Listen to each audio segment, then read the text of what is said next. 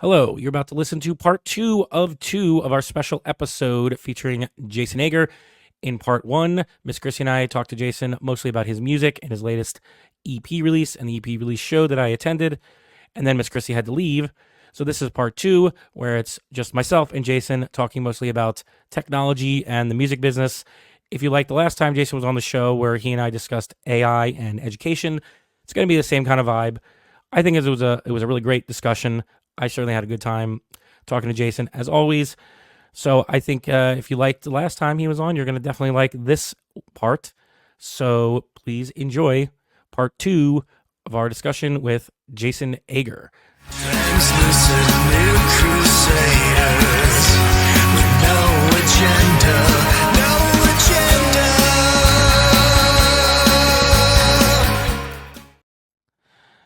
So it's just gonna be me and you right now for a little bit, as long as my voice lasts here, because I've been losing it. But I thought that the music business might be a good way to like kind of end this thing, as we were talking about that. And I've been thinking about it for a long time. I'm sure you have been too about this, especially kind of going back to our last discussion about AI in episode 143. Yeah. How it's changing, schools and education. Clearly, it's changing the music business. It's changing all because it's like a smart weapon for this kind of business, because you can, as I said, you can generate AI slop and put it in the marketplace and flood it. I think also it takes a lot of like the human work out of of the curation of music, and I don't mean to like steal that line from WXPN, but it's a curation enterprise rather than like a commodification, enterprise. And I kind of agree with that. Not that I always love what I hear on stations like XPN. I don't, sometimes there's a lot of, now on the negative side of things, like there's a lot of gatekeeping, for lack of a better term, that exists on stations like that. Like if you're not in with the right crowd, forget ever trying to get your local music played, Right. So although I hate to say there's probably a reason, Steve, that I've never, ever been able to get any of my songs played on XPN. When I lived in Baltimore, the sister station down there, WTMD, the first record I sent in there, I was invited to play in studio. I made on the radio. It's about who's curating, and there can be some issues with like gatekeeping there, and I don't love that. But I'll take that over an automated, how do you say, like algorithmic approach to what makes it on the radio, I would say I think gatekeeping is a necessary. It's necessary for you to have a coherent space. Like people talk about it in a negative sense all the time, and obviously it can be, but you need gatekeeping in a hobby too, because otherwise people come into a hobby and can change it, and now it's no longer a hobby anymore. You need gatekeeping in music curation, because what's gatekeeping is just someone's particular taste and choices, whatever that is. And what you need is more places with good curation, so you can find ones that kind of match what you like. And there's so the sad part about that is like those spaces are disappearing. So even the Philly region, right? Like, years ago when I would put a record out, I wouldn't just pitch it to XPN. Like I'd be sending it down to, WSCW 93.7 down in Delaware. I would send it to 104.5, in Philly, other stations as well, like, mainstream stations. And occasionally, you get picked up. Like, one of the first gig I ever played, I was underage at the Grape Street Pub. I think I told you this. It was for the Tuesday Night Music Club from Y100. That's how they heard about us. I sent my music into the records, the station. They listened to it. They dug it. They played it on the radio, and then they invited us to come play a show. Like XPN, is our last bastion of that in the area, and I love them for that. Yeah. At the same time, I struggle sometimes with that because, I happen to be on the out with them. For whatever reason, I can't tell you why. I don't know. Yeah, who knows? I've submitted everything I've released in the past, 10 years, and they have never given me the time of day. Now again, I'll take that, Steve, over what's happening, because now For example, WSTW doesn't exist for local Yeah, artists. I was gonna ask how many like stations are actually like local stations anymore? Like, are people they're involved? not. They're all owned by Clear Channel or the other one. And they're just like running. Aren't they Yeah. often just running shows that are like produced elsewhere, and they just go across all the stations? They're not local anymore. And that even happened with another like rock station that was like the place you sent your stuff. Like I used to send up my stuff in them as well. Like, it was 93.3 WMMR, right? Yeah, I like 93.3. I used to. Well, I exactly. I used to. Now, what they did with like Pierre and like, all the like, they had like a whole falling out with the DJs because they were going to be replacing a bunch of them overnight. And I think a lot of these DJs they kowtowed to the paycheck, and allowed it to kind of, I mean, what were they going to do? They're going to get thrown out in their ear. But my point is, like, I think that even the DJs like see what's happening, and they have to play the algorithmic game. Yeah. I don't think during Pierre's show anymore, he gets to really choose a lot of the music that's on the radio. I think it's like, here's what you're going to play. You're going to play from this list. Yeah. And I like the fact that like internet radio allows for a lot of people like myself to find places and things. The problem is the ultimate listenership is not as large as it would be, from the broadband, stations. They still hold sway. You get in your car, you turn the radio on, not internet radio for the most part. Some people do. Do you? I mean, is that a thing anymore? Like, I mean, listen to radio? Do people still listen to radio in the car all the time? I listen to W. You do, but like I never do because I can't stand the ads, the long ad breaks. Yeah, that's true. I mean, our attention spans for those kind of things have definitely shrunk, right? Like we want to hear, like, and it's not hard. You can plug in Apple Play or CarPlay comes on, and like for me, I'm like, okay, I can turn on a playlist that I've already created, or I can go this route, and like that is the cool thing. Like I love technology for the fact that it's empowered so many people, right? Like nowadays, I don't even need a station play the songs that I appreciate. Yeah. But how do you discover new stuff? Well, that's going to be a lot of time algorithmically dictated to you. Yeah. So what you even wind up discovering, right? Yeah. Is some weird algorithmic decision about the artist you listen to last. And it like creates this whole spiral that that you never really get out of. And like it's like it silos people on specific things. And it's like, so every individual piece of music is kind of devalued over time in an objective way. I'm not meaning like, I'm not necessarily saying negative. I'm just saying when you have more product, when there's more supply, then you just, the value of each individual one is going to go down. Exactly. So there's just so much supply. And then you're talking about the algorithmic stuff. I use Apple Music, which I think has some superior aspects to streaming services like Spotify, but they have recommendation engine in there. Yeah. But even if it works, even when it works, right? There's so much supply that you hear something nice, and the most you might do is be like, oh yeah, I like that. You could tell, Dingus, I don't want to say the word, set up all our phones, but you could tell Dingus that I like that song, and it'll like add it to your library or whatever. But how often do you make a connection with an artist through listening like that? I think you only really make connections with artists in live now, in person. I think the live music space is more important than ever for artists. At the same time, right? Like the live music space has gotten weird.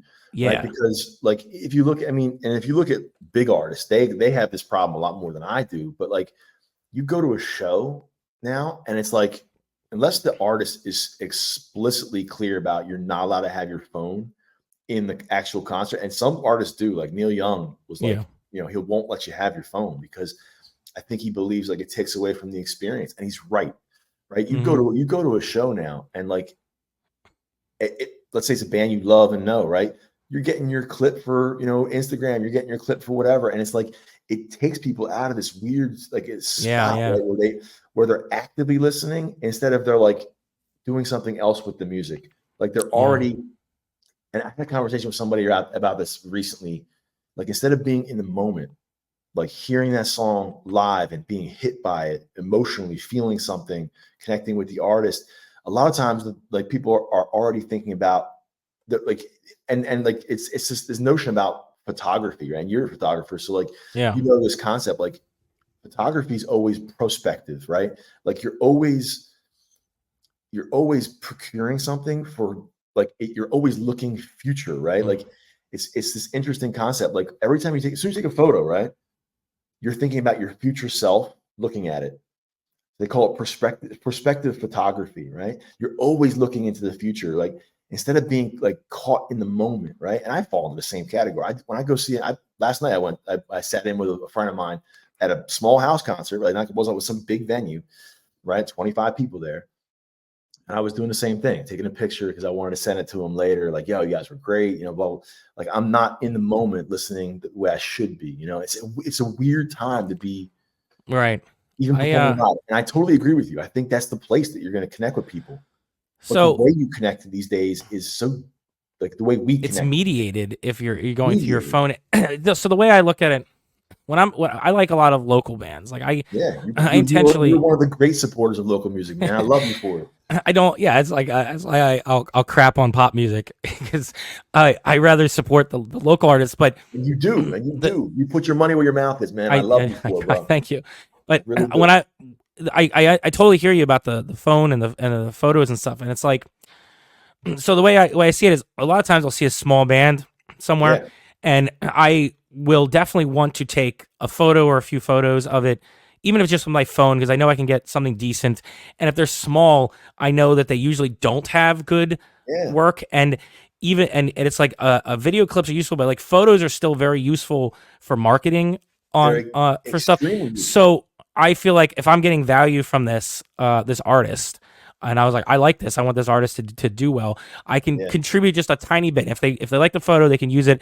Whatever. It's just like a phone photo I took and I edited while I was there. Often, or if I do like your whole set for your band or something, because I really value. And I think what you're talking about is a little bit is different than what I'm talking about the average consumer. Right. I'm the average consumer. You know, like I'm the problem, you know, at times. Like, not the problem, but I have my phone out at a show, like I'm trying to like capture a minute of a song or taking a picture of a band. Like I'm not you. You take professional photos, you know, it's a little bit different, you know. Well, yeah, I hear you. And what I'm trying to do is I'm trying to take these, and as you're right, you're like thinking about the future, but I try to be conscious though to not do it the whole time. Like I'm trying to do it specific. I have a specific reason why I'm doing it. I want to capture a moment. If I'm there for a whole set to take pictures, I'm trying to capture different moments. I have ideas to do it. I'm trying to listen and enjoy it at the same time. It's like a different kind of experience than with behind the lens. But I'm trying to capture the moments for the future. If I'm doing it just with like my phone, same thing. But I'm trying to do it in just intentional. I'm trying to be intentional with it so that I can spend the majority of my time just enjoying it. Yeah, I think you do a great job. I wasn't. Don't get me wrong. I wasn't throwing any shade your way whatsoever. No, it's not throwing shade. I'm talking about like the average listener who goes, "You're a unique breed, man," and I wish there were more like you. I really do, man. You're a great supporter of local music, and you provide things to us. You know what I mean? Like I've used photos you've taken for promotion so many times, and you've been so gracious, and I appreciate you so much for that, man. I really do. And and that's a huge thing for me, you know? It's a huge thing for me. You know, but I'm talking about like the average listener. No, and I agree the whole time. But I guess I'm trying to say is like we all need to be more intentional about it. Like I'm intentional about it because I agree with you. I want to, and I found myself focused too much on the photo stuff for a while. Because I can get obsessive about things. So, and I started doing the photos thing because I didn't know what to do with myself sometimes at a show, and I found I was pretty good at it. So I started doing it. But then it's like I started intentionally not bringing my camera and things. I started intentionally being like, I'm just gonna take like a couple photos with my phone or something. I'm just gonna do that, and I'm gonna try to be present and enjoy the moment with the music and find that kind of middle ground there where you can enjoy it. And I think we all need to do that. Now, maybe it's a little easier for me to think that way because I was already, as you said, I take more professional, quote unquote, photos. So, so I'm thinking more intentionally about it already, but I think we all need to do that. The phones, Jonathan Haidt talked about the phone culture with Right. kids, Yeah, but it affects adults too. And it's like, absolutely. and Absolutely. I see it at shows all the time too. And it's like we got to balance this, because if you're doing it because it might be useful for like the artist later, that's Yeah. one thing. Or if you really want to capture the moment to remember it later, that's actually fine. But you got to like put the phone down for at least part of it. I And agree. I feel like experiencing everything through this mediated, Lens. technology is not the greatest thing. And it's like one of the reasons why I'm still skeptical about augmented reality goggles and like the Oh, Vision right. Pro, Yeah. and how much it's really going to catch on or be super. I mean, I'm afraid it'll eventually catch on too much, if Right. the technology gets better, because everything shouldn't be mediated through Yeah. technology.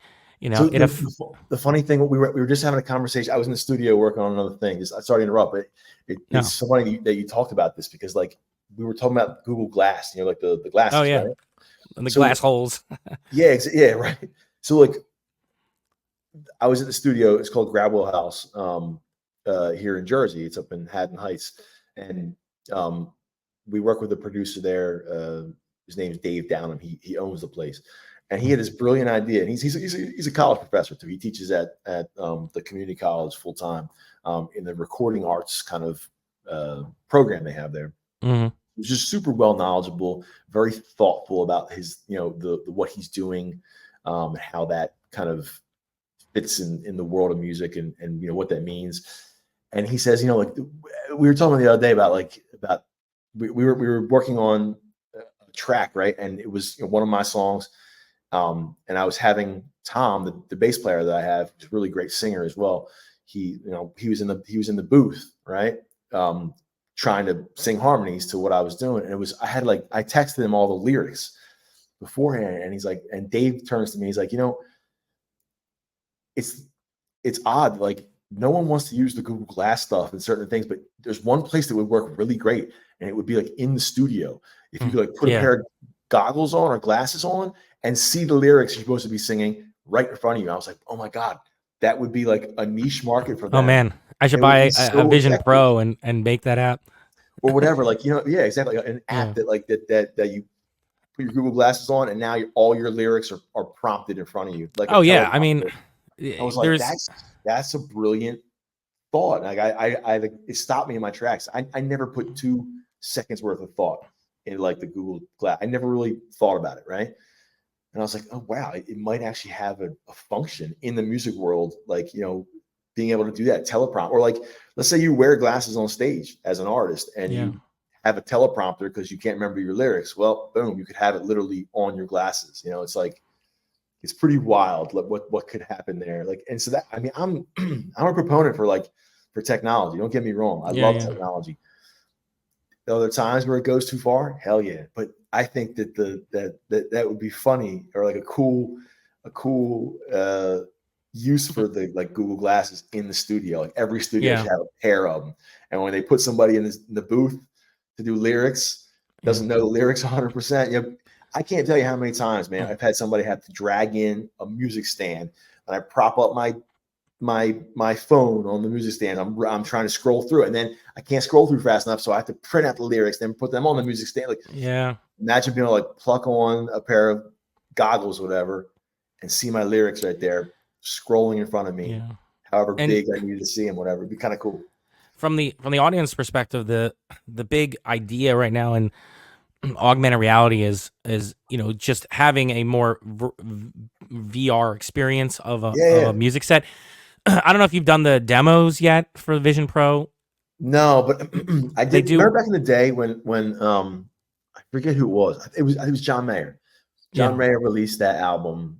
It was like his 3rd or 4th studio album. I like John Mayer. He's good. Yeah. I respect what he can do. He's an amazing artist. Some songs I don't love, but I like what he does with the Dead. I like some of his original stuff. Not all the sappy stuff, but some of the other stuff I really, really dig. And he had this augmented reality thing where you had to like log into his website, and then you held up the record, like the CD that you bought, and it scanned it, and then all of a sudden, like this 3D image kind of started happening in Oh, that's between your cool. screen and the disc that you were holding up. It was this really, really cool thing. And I don't think it ever really caught on. No, it's actually very easy to do that. You can do that, and your iPhone can just show this stuff. And that's actually pretty easy. You can make maybe not as easy to make the asset, but putting it on the web and then having anybody with an iPhone, it'll work. Like you could do that. But if you've done the demo of the Vision Pro, they go through some 3D videos, and one of them is I think is it Alicia Keys, maybe, I don't remember. It's you see like different scenarios, like a sporting event and a music event, and they film it like a 3D camera, and you're like up close, and you can see it. So the idea is, if you're an artist, maybe you have your live performance, whatever. This is a way of, in my mind, of potentially getting more use out of that live performance in a recorded format, because you can record this stuff nowadays to different degrees of fidelity and everything without having intrusive cameras, and then if you are at home, or you can watch it live at home. They did this, the talk show is John Gruber is a Philadelphia resident in the Apple space, and I never heard of him. I don't know if you ever heard of him, but Drexel grad before me. But he's a really big in the Apple world. He does this talk he does like a live version of his podcast recording on video at WWDC every year. And this year they had a live version of it through the Vision Pro. So if you were at home, you could watch it live with the Vision Pro. So that's one way of doing it, live. And then there's of course the recorded version that I saw in the demo of a music event. And I think there might be something to that, because you can. It's not the same as being there in person, but it's better than watching it on a screen. Sure. And sports that obviously makes a lot of sense, because there's sporting events you want to watch them live. But a big concert experience, we saw that again, like Taylor Swift, as much as I dislike her music, made a huge movie, a concert movie, highly slickly produced.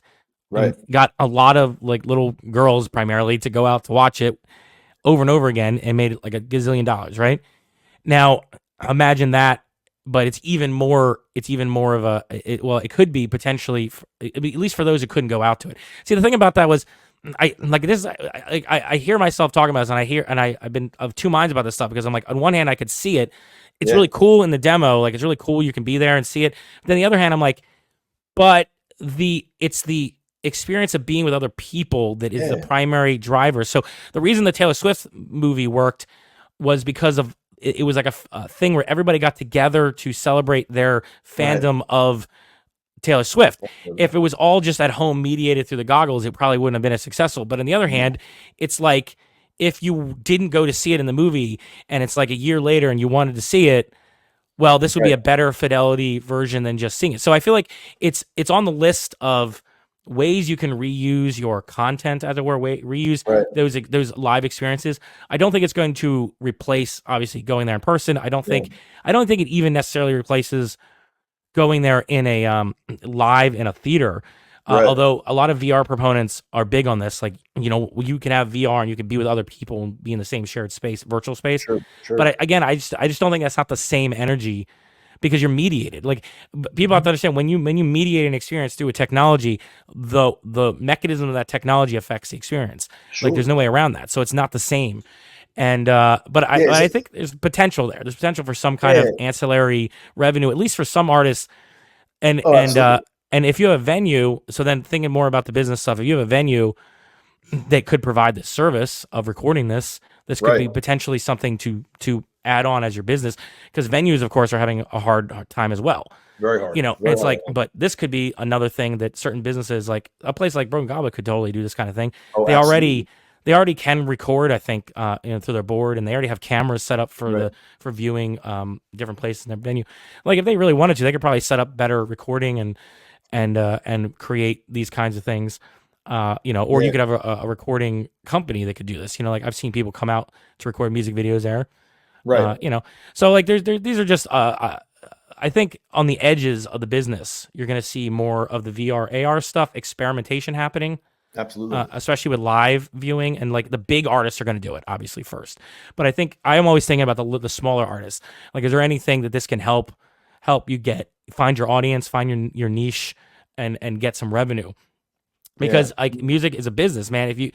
The people I know that do it for a living, I just don't understand how they can do it. It's so hard. It's so hard. I don't know how they do it. It's amazing. The guy who I went and saw last night is a good friend of mine from DC when I lived in Washington DC, and since 2008, even through the pandemic, like he was able to self-sustain, like, and it's one of the most expensive cities in the country, and it was just really, I mean, it's impressive that he was able to do it. I've always marveled at the fact that he's able to sustain himself. Like it's really, it's impressive, you know, like to think about it like that. Because I mean, and he was great during the pandemic. He pivoted to like an online, a weekly show where people like tuned in. He used to have, you know, anywhere from like 50 to 100 or more people watching at the same time, and they would tip him, you know, like, you know, and he would survive from that, like paid his rent, you know, and like he did a great job. Like he's always done a great job of like balancing, like being a touring musician, like releasing his own music, and then having to also do the money gigs, you know, where a lot of artists, including myself, you know, I kind of can get trapped into doing gigs to help pay for things, you know, and that's, there's nothing wrong with that. You gotta pay the bills. You know, and I'm a working musician. Like I have to recognize that about myself. I don't have the luxury of touring. Like I don't have you know, the kind of fan base that would allow me to do that every year.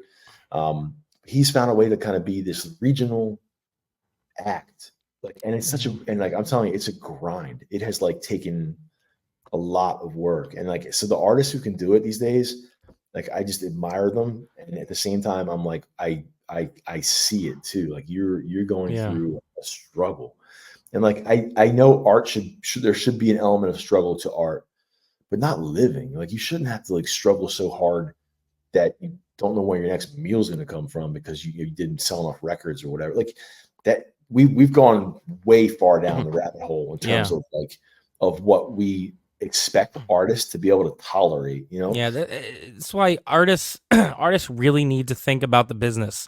And like, what business is there? There are different people, different entities, firms, different people involved in the music business that have different business models, and they don't always work well with you depending on where you are as an artist in your career. Right.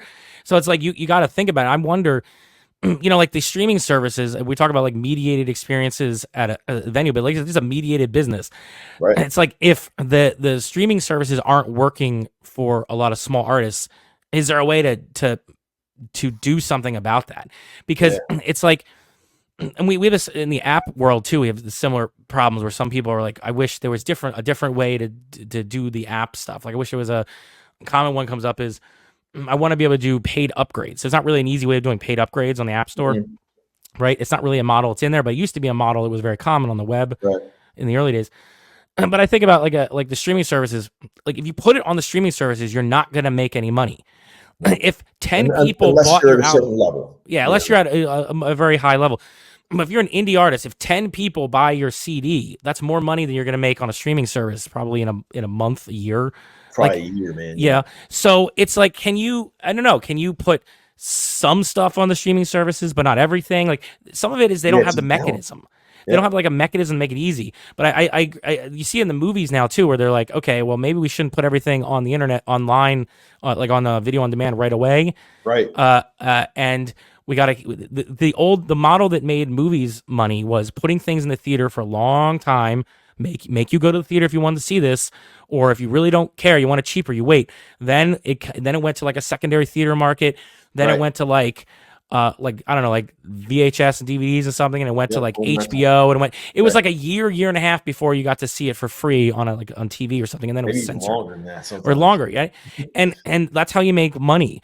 And with music, like we have two problems. Well, the problem there's just so much stuff now. There's so much music available.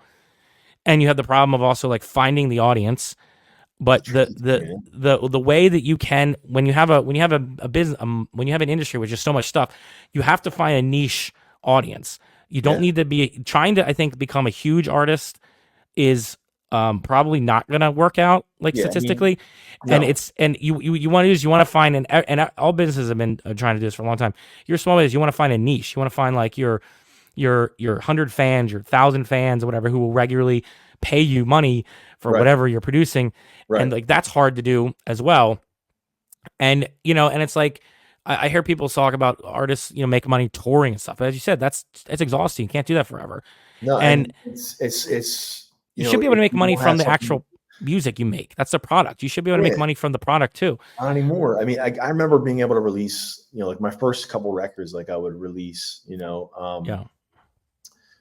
and I'd be able to sell Mm. 1,000 CDs, and in fact, I sold out of, the first 2 or 3 albums that I made.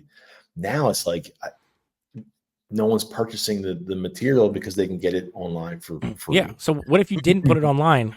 What if you didn't put it on the streaming service, or you just did it like the movie theater? You put it on like way later, and you just sold it. I think that might be part of the thing, or like have it online because it creates this artificial scarcity. It makes it Right. something that's more enticing. And I don't know what the business model is. I don't know if this would work for everybody, obviously, Yeah. but Me I think neither. I think you have to experiment. I think artists have to think like a business first. You have to start, like, if you want to make Yeah. a life as an artist of any sort, a musician or otherwise, you don't want to have to do it as like a hobby, which is Yeah. fine if you have a day job and do this as a secondary thing. That's actually perfectly legitimate. But if you want to do it full time, like, you Yeah, need to you have figure to- out how you're going to make money. And you have to monetize it in a way that makes and sense for you. you have to experiment, because I don't know. There's no guaranteed formula. Things are Yeah, it's wild. shifting. And and like this whole, so like connected with that is like this drive for content, like, and Yeah. and I wonder like how much that also, it's a double-edged sword, right? On the one hand, it being driven to create stuff oftentimes can really, it can be a good catalyst to create new and unique stuff because you're doing something different or being pushed to do it. On the other hand, though, I feel like you might start sacrificing some of the quality, if Mhm. you're being pushed to constantly put things out. And I feel that push too as like an artist these days. I'm like, if I'm not releasing something, like this year, I made a goal for myself. I'm going to release music like every 6 weeks, whatever. And so I've Right. been doing that, doing a pretty good job Wow. at it, actually, and it was hard, like really hard to, Yeah. to organize and orchestrate that to But, a point where, it made sense. And have I really made much money back on it? Probably not. The ones, to be honest, the most that I've made back on it was the place I thought I'd never make it back, was selling CDs for this most Yeah. recent release. Because as you pointed out, if I sell one CD, it's worth like, thousands of streams, thousands, Yeah, one CD, and I kind of like, I'm approaching it. I don't know if this is a good way to do it, but I've seen other people do it to some success. And it's to kind of like treat what I'm doing as like a thing where, like, if you want to support what I'm up to, then I'm going to let you dictate how much this thing is worth. You know what I mean? Like, Yeah. for me to say it's worth $10 Mhm. means that I've like said, well, here's how much production is going into it, blah, blah, blah, blah. It doesn't allow people to support it in the way that they feel that it means. Well, to them. you're trying to get you're trying to figure out the market price for your Right. goods. And I know it sounds. I I mean, assume people may you do listen to me and be like, "How dare you talk about it in this clinical terms?" But like, come on, it's a business like anything else. It is, has If to be. your widget is your music, as it were, and if people are only willing to give you $1 for it, that's a signal. It's not something to be taken like personally. Like, Right. it's to be like, okay, well, obviously, what I'm making here, either I'm not finding the audience will really value this more, or like the audience I have found is just value something else that I've made, and I should Right. maybe. And you do have to be careful of audience capture. You see that on YouTube all the time, where Yes. the YouTuber they'll find a video that gets really big and gets a lot of attention. Then they just start doing that over and over again, Right. even if Create he that doesn't want to. content, right? And it's like, so you have to balance it out, because as an artist, what you're doing, and as a consumer of your product, I'm looking for you to create something that I like, Right. but also you're also trying to create new things, and you have to. It's difficult because you have to try to kind of bring your audience with you on that journey throughout your career. Yep. And every artist has this problem where some people drop off and you get new people on, but you got to embrace that you're going to evolve over time. Yeah. Your music will evolve, and hopefully you can bring enough people on with you. And as you said, if they have a personal relationship with you, and if they want to support you and what you're doing, and not just buying your particular song, you know, Right. like I want to support Jason Ager and everything Jason Ager does, even if I like one album versus another. That's Right. inevitable. And that's kind of, you know, that's what you want. the model I'm, it's the pushing to Patreon that. model. It's the before, and not even just the Patreon on the website, but like a patron model where, you know, you're an artist. You, instead of having like one rich guy, which would be great too, giving you money, you have you're looking for people to like regularly give you money. Like you know, John Fay has a Patreon that that he gets. I don't know how much he gets from it, but he's been doing that for a while, and he puts out great stuff on there. Great and content. John puts out some of the best content locally. Yeah. He's fantastic. And he's been trying to do that. And you know, there's no one size fits all for this stuff, but I think that I see a lot of really, really good artists, and I feel like they're not, I don't know how to say it. Like, I feel like there's revenue opportunities that they're not exploring. Yeah, I know there is for myself. I fall into that category of people you're talking about. Yeah, I'm not good at the business side of things. I really am not. And it's such a weird thing, right? Because nowadays, I think you're completely right. Because, you know, for such a long time, like we were kind of taught to believe this about artists, right? That they're not exactly, you know, business minded or whatever. Like it's kind of old stereotype. Yeah, but like right. Nowadays, look at Taylor Swift back there again. you have to Super be a business minded, businessman, you know, or a businesswoman. You have to be like, it's almost like don't even go into making art for anybody else if you don't have some type of business acumen, because you're either doing it as a you could do it as a exactly, you can do it as a hobby and not care. Basically, I do my photography as like a hobby, and I do it as I give it away to people often. But you can do it as like a hobby. You could do it as a side hustle, make a little bit of money that way, or you could do it, or you want to do it as like your primary thing, as a business. And like it's different strategies and different attitudes and different business models you have to think about in those spaces. Yes, and I'm still trying to explore it myself, man. Yeah, and with the the AI tools we have today, it's both harder and easier in some ways, because making some of the marketing content is probably getting easier. Like I've been using it to make, you know, dumb thumbnails for this podcast as an experiment with it, because like why not? And because they're just, you know, I should put more effort in the thumbnails, but you know, it's like that's one way. So you can produce that kind of thing, and you know, there's plenty. It's easy to make like the standard stuff. You need to make a website. That's easy to make websites now. Like, you know, it used to be harder in early days. Now it's easy. It's easy to make, you know, like videos and post them, and it's easy to create podcasts if you want to do that. It's easy to do the mechanics of a lot of this stuff to a degree nowadays. So that can be helpful, but then there's also all the AI slop that's being put out there. So it's you know, it's the bigger market. But what you can do as an artist that's small is you got to try to leverage the technology. As I'm not anti-technology either. You want to try to leverage what you can to be a force multiplier for you, because that means that you will not have to hire other people, which cuts into your margins, and it lets you to bootstrap. Like I'm a big bootstrapper kind of mentality person, and I just think a lot of artists are working so hard, and often the thought just comes to my mind often, and I'm like, why aren't you giving me a way to give you money? Like, why can't I give you money in other ways? Like I'll go to see a show or something, and I'm like, how do I give you money? There's no obvious way for me to give you money. Like maybe they have a tip jar, maybe, but like, what else do you have? Like, where's your merch table? So, now some artists do the merch table great, but I've even been in places where there's like no merch table. There's like what?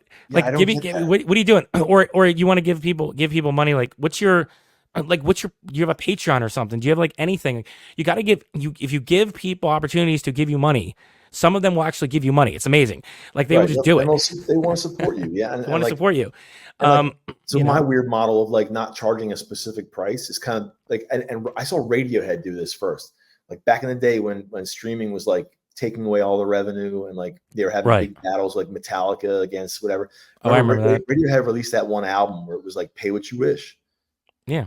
and I was like, that's what I want to do. Like, I'm not going to tell you that this, because you know what? Honestly, the music I make, Steve, is priceless to me. It's priceless. Of course. I love it. It's like it's not priceless to the people listening, though. They have a price. Right, exactly. So they have a price. You got to find out what that is. You tell me what it's worth. And honestly, I find people are more generous than I would have originally expected. Also, it helps if there's like social pressure.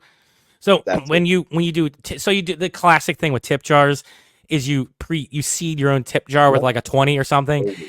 Always you seed it because same thing. I wonder if you could do the same thing with this kind of thing. Like if someone, like, it depends on the venue, but I imagine like if you had a screen, like we used to do this at conferences when Twitter was new. We used to have like a Twitter feed. If you had like a feed of like people giving you money during a show, just like what's the number, and just to give people an idea what to expect. Because if a bunch of people are giving you like $10, someone gives you a bunch of ones and someone gives you a 5, then the next person like, I want to give you at least a 5 or 10, and then you get people like competing with each other. Yeah. Maybe that's a little bit manipulative, but that's how humans work. You know, it's brilliant, and it's like it's also makes it it kind of can make it fun too. But I was down and I saw because that's how the cash thing works. I've seen that happen in real life. People, someone gives a 20, and all of a sudden everyone's like, I want to give you at least a 5 or 10. You know, right. But the other thing happens, like, so for example, like I went to see the dueling piano guys down at Hard Rock, in AC, like back in the winter.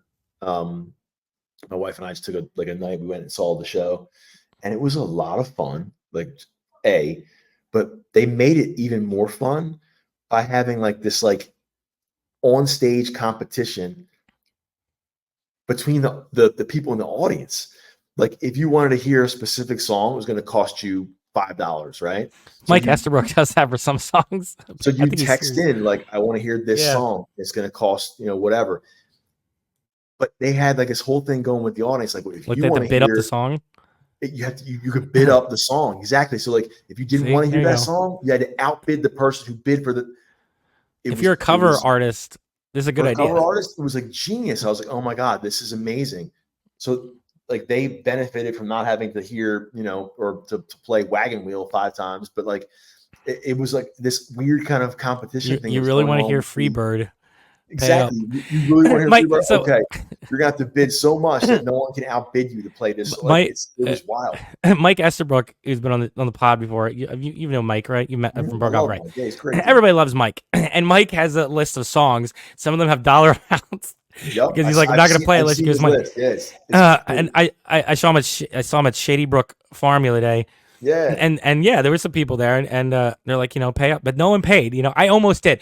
I was very close to it, but I was like, okay, I won't do it this time. But I actually will probably pay him in the future to do it, because I would love to see if it works. First of all, if he's serious about it, because he's making it as kind of like a joke. But I think that it's actually a good idea. Like, bid up the song. If you're a cover artist, especially if it's a song, put a floor on it, and then be like, okay, you got to at least hit this number.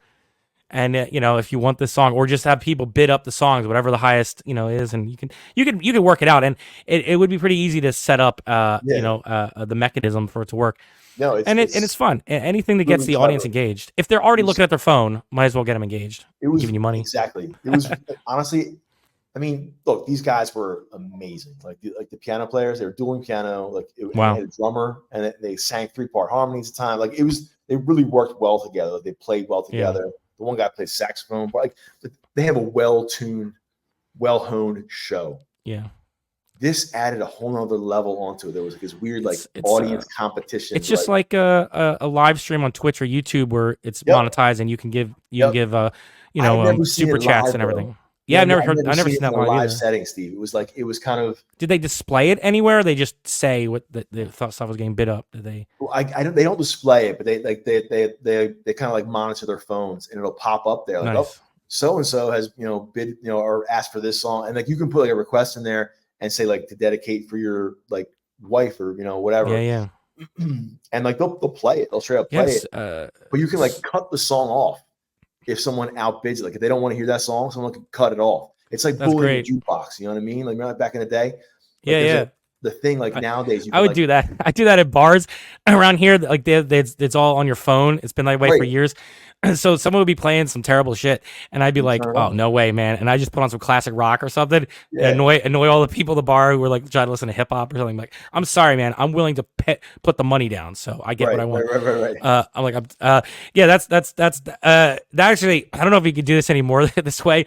They try to. There's a little tangent. They try to geolocate those things so that it's only the people in the bar. But it would often not be super accurate. So I had a friend of mine who would occasionally like drive by, like do it, and so he like literally would be like just literally driving by somewhere. He would just like play some random song or whatever on the jukebox in the bar, remotely. Funny. Yeah, that's funny, man.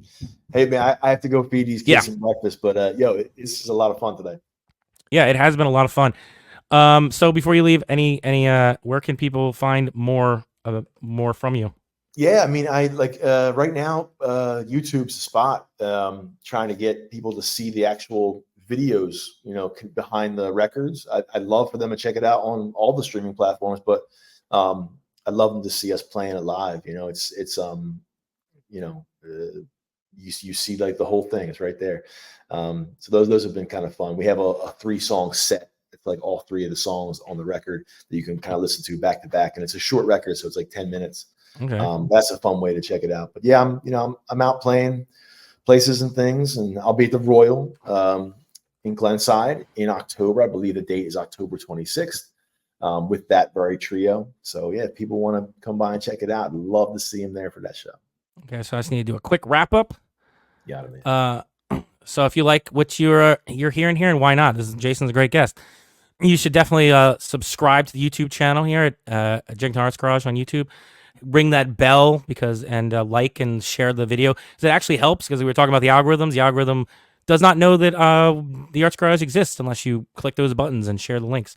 You can also follow us on Instagram and Facebook at Janktown Arts Garage. Jagcast.show has the entire back catalog of audio podcasts.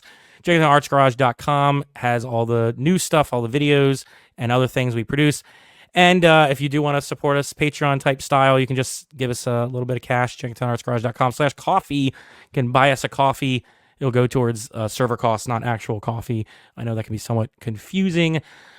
But Jason, it's been a lot of fun. I'm glad you could hang out for this extra long podcast. Hope people like it. Now stay tuned for just one more minute, because now we got to do the famous end credits. And I will see you next time. We're learning to break the ice together.